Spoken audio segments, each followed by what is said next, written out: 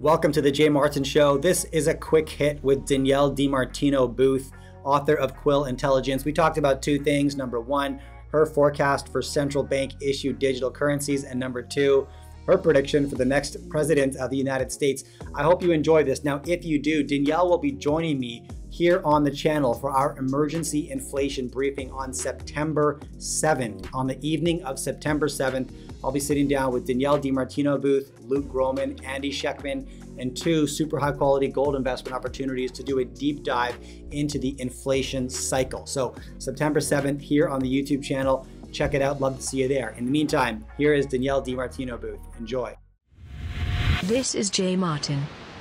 Like, I'm no expert. I don't really have a horse in the race, so to speak, but governments, there's like over 100 governments right now are preparing, some kind of a launch of a CBDC. And, what's the definition of preparing? Like, who knows? Government of Canada website says we're actively building this out. We have no intention to use it. That may change. It's like, okay, that really means nothing to me.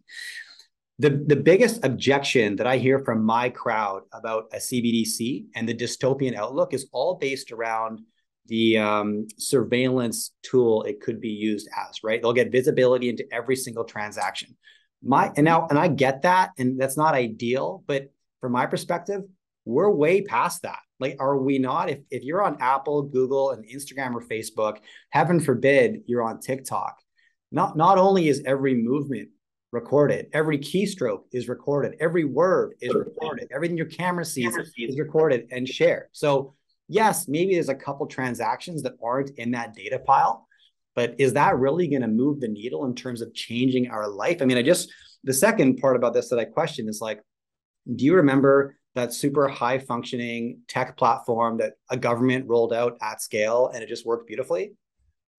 Like, no, right? Because it's never happened, right? So like, do they have the competence, right, to even execute on a plan like this? And those 2 points kind of pull me in and say, there's a lot of sensational hyperbole around what CBDCs might become. And maybe I'm missing the boat here, but what do you think about that?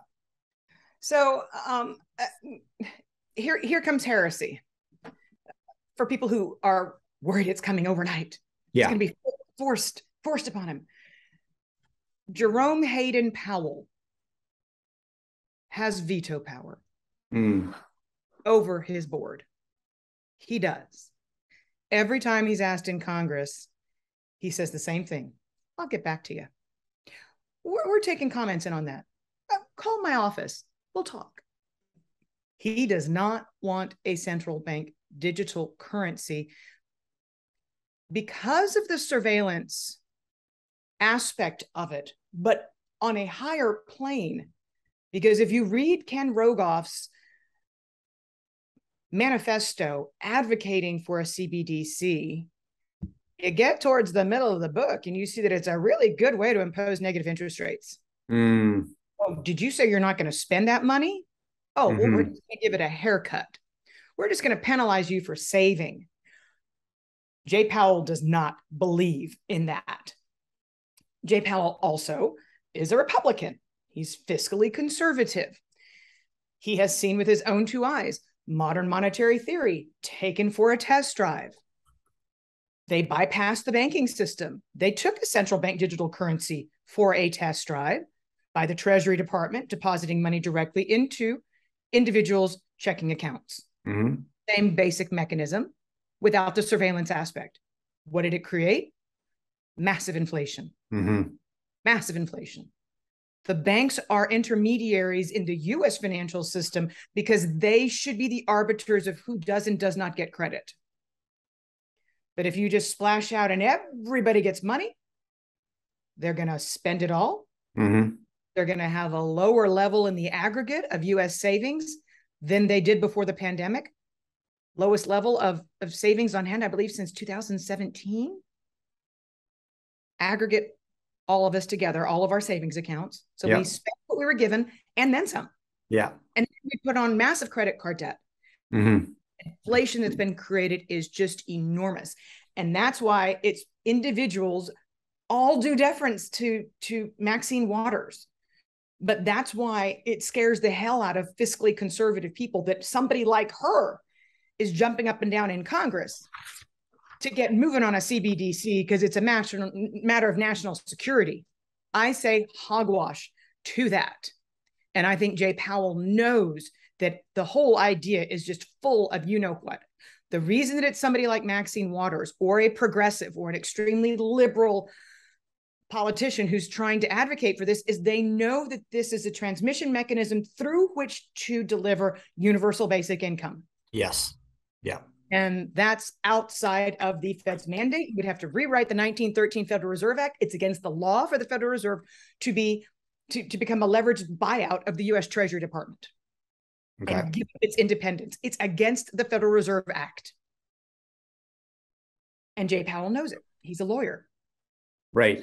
Right. The footprint, and he knows that legally they do not have a leg to stand on, and cannot force the Fed to do it without changing the Federal Reserve Act, which is a slightly different proposition, and it will bring everybody's focus into, oh, this is why, as the United States of America, we shouldn't have one of these bad boys. We know we've got digital currencies, and the few times that he has spoken about digital currencies, he has mentioned the banking system, potentially a partner in some way, shape, or form. Again, Jerome Hayden Powell is not going to advocate for this. Managing your cash through an inflation cycle is one of the most difficult things that money managers today have never had to deal with. It was the 1970s since we saw inflation numbers like we're seeing today. So there's no strategies tried and tested from anybody in the game that really work. I like gold, I like real estate, and a handful of other things. But one asset class that has held its value consistently over time, cycle in, cycle out, is fine art. However, if you're like me and know nothing about art, it's pretty hard to find your entry point. That's why platforms like Masterworks, which have essentially democratized access to artists that people like me could normally never afford, like a Picasso or a Banksy or a Van Gogh, I can invest in those masterpieces now through Masterworks. So there's a link in the description of this video. Check out Masterworks if you're looking to put some cash to work in one of the safest and best performing inflation hedges of all time. All right, back to the interview. Okay, now I don't know what it would take to change the Federal Reserve Act. I have no idea what's involved in that process, but given the rising prices of every necessity required to live, a reasonable life, right? The energy to heat your house, the food in your refrigerator, transportation to get to work, all of these costs are increasing dramatically and probably will for at least the next 18, 24 months, maybe longer. I don't know. What that means is that living is getting harder, right? For everybody. It's harder to survive. Jobs are disappearing simultaneously, creating a pretty dire outlook. Now, what better timing to introduce or propose UBI than when everybody's hurting, right? And so after Jay Powell has moved on, the next administration's in power, or maybe the next, and if the economy is still in dire straits and people are hurting and somebody stands up and says, I can solve this by injecting your bank account with cash tomorrow, right? And here's what we have to do to get there. I mean, that's a really attractive proposition for somebody who's living it's a very paycheck to paycheck. It is. It's a very attractive proposition. And right now, Las Vegas odds have that possibility as being zero, because every single poll in the country anticipates the Republicans are going to at least take back the House. Yeah. So this cannot happen. And like it or not, Joe Biden's approval ratings are the lowest of any president. So it seems like the inflation that UBI created is not appreciated by the people it affects the most. The people who receive the most in the way of government transfers are also on the receiving end and being hurt the most by the very same inflation. So as long as you've got people who remember what we did with the CARES Act in 2020, and then another stimulus package, and then another stimulus package, and delivering money directly to the people, we created all this inflation. Hopefully that memory doesn't die off too quickly. Hopefully. You have to have a Democrat in the White House, you have to have a Democratic Senate, and you have to have a Democratic House, and you have to have a Democratic head of the Federal Reserve. Yes. Okay. Yeah. So you need the stars to align pretty dramatically for that plan to actually move forward.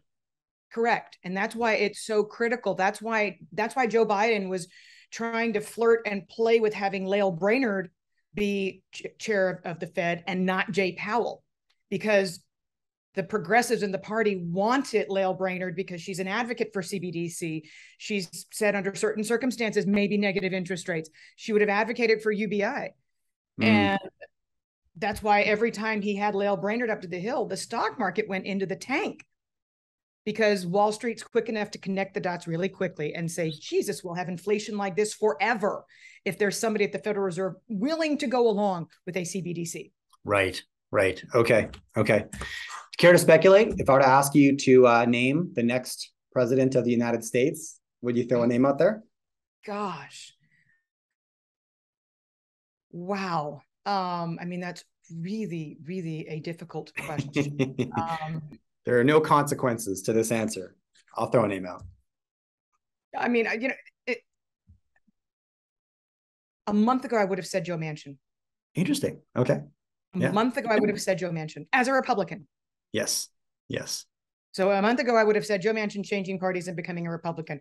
But he just put his face and stamp on green legislation. So I think he might have alienated that Republican base at this point. But I don't know of anybody who could potentially run who would not be polarizing. And that's why I would have brought the name Joe Manchin up a month ago, because he's one of the few people who has been fighting for the center. Yeah. Okay. What do you think about DeSantis?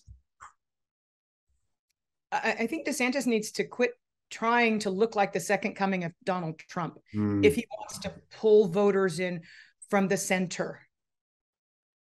And I think a lot of Americans right now are very, very willing to be moderate Republicans. I think a lot of Americans right now, if you could say, think of traditional politics, what do you identify with the most after this fiscal spending spree that created all this inflation? They might say, I'm kind of a moderate Republican at this point. And he's not that. He's a radical Republican. He is right now. Now, I always wonder if people play that role. He can mature. Yeah. After he wins the Republican nominee, then he suddenly pivots, becoming more centrist. We see that sometimes. We're kind of watching that unfold right now in Canada. We have our first firebrand politician that we've had in a long time, named Pierre Poilievre. And I think he's going to offend too many Canadians to maybe have a real shot, but I hope I'm wrong. He's coming across as maybe Canada's version of Trump, far from it. It's Canada's version. We're just a more liberal country in general. But I think once he wins the Conservative Party, he will start trending towards the center because of exactly what you just said. He's got to win over the party first and then the country. Yeah. And right now, the country, whether you're talking about a moderate Democrat or a moderate Republican, the silent majority in the very center of the United States, which is the vast majority of Americans, don't have a candidate. No, absolutely not. Yeah. And probably feel kind of like I do, in that I've sort of been a centrist my whole life. And I don't feel like my opinions have changed, but suddenly I'm sitting on the right. And I don't think I changed much, right? But everything else did. Right. And suddenly here I found myself. That's because you haven't changed, but politics has. And yeah. we witness the extremes in the public purview. Yeah. And it was definitely an extreme that brought the CARES Act into being. You have to think about who signed it into law, who was formerly a New York Democrat. But it's been at the extremes that we've made some really bad policy choices in the United States. And I think I'm hoping Americans can remember that. Yeah. Okay. Same thing in Canada. I hope people remember the importance of electing an adult as your leader after this current administration. All right. Where can we push people, Danielle, to find more of your material? Where should we send them? So come to quillintelligence.com. Look, I toot my own horn, but I hear it from our clients. It's just the best research out there. It's completely unbiased, and it's innovative, creative, and interesting. So it is. I'll second that. And I highly recommend. Also, a book that's aged very well is Fed Up. Pick up a copy. I highly encourage everyone to do that. All right. Look, Danielle, thanks so much for coming back on the show. I really appreciate your time. It's great to be here today, Jay. Looking forward to it. All right. All right, thank you for watching this interview. Now, 3 things before I let you go. Number 1, I publish a weekly newsletter and I love writing it. I share my biggest takeaways and action items from the conversations that I have on this channel. In addition, my thoughts on current events, economic events, political events, and you can subscribe for free. Just hit the pinned comment right beneath this video, or just go to jmartin.club and you can subscribe on the website. I'd love to have you join the team. Number 2, ad revenue from this channel is donated to an organization that is super close to my heart called Zero Ceiling. Now, Zero Ceiling's mission is to end youth homelessness. And the way they do this is by giving at-risk urban youth the opportunity to relocate to beautiful wilderness areas and then provide them with supportive housing, career training, and just generally positive influences on their life. I love what they do. Check them out if you're interested. And number 3, if you prefer to listen to my content as opposed to watch it, you can find me wherever you listen to your podcasts. Just search for The Jay Martin Show. All right, thanks again.